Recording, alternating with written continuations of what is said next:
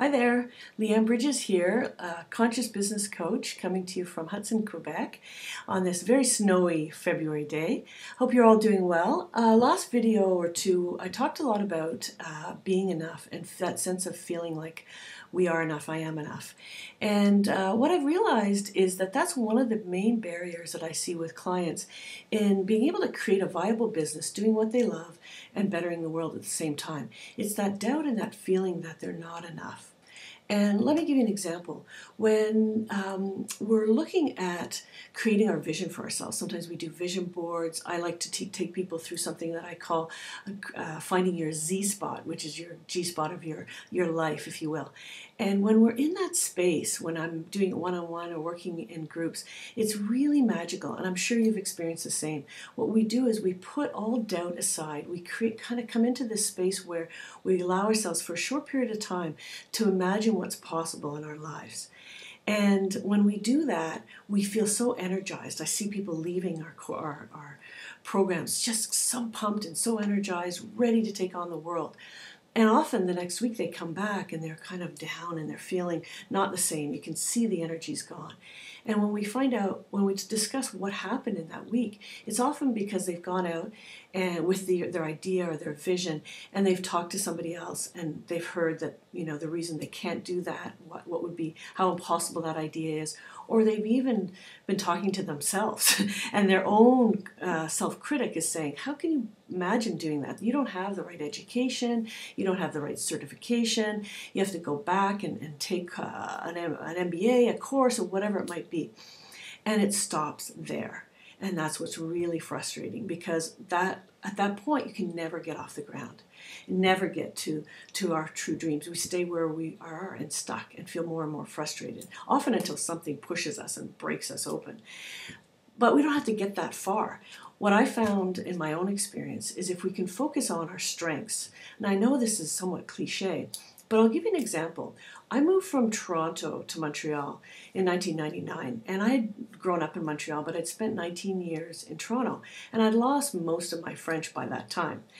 And when I moved to Montreal, I decided I wanted to start my own business because I was starting a family. And people said I was crazy because I didn't speak French very well anymore. And I also had all my business contacts in Toronto. So what you need when you're starting a business is business contacts, right? So I said, well, that's all true, and I'm going to take a course to better my French and build some of my confidence.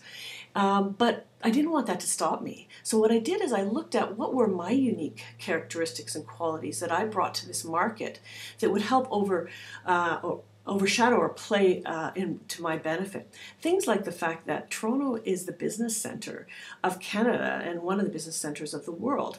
And that allowed me one of the best educations in MBA. It allowed me also to work in some of the largest multinationals, their head offices like Unilever and Nabisco, and had the amazing experience that not as many people in Montreal had. So I focused on that and that experience. And secondly, I thought about, who do I want to attract? Do I want to attract somebody who's really concerned about my language and the lack of?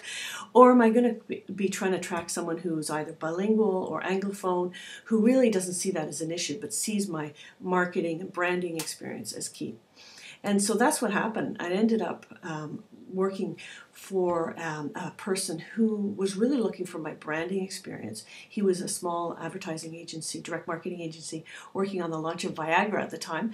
And he really wanted that brand experience that I had. And I started working for him on a consulting basis.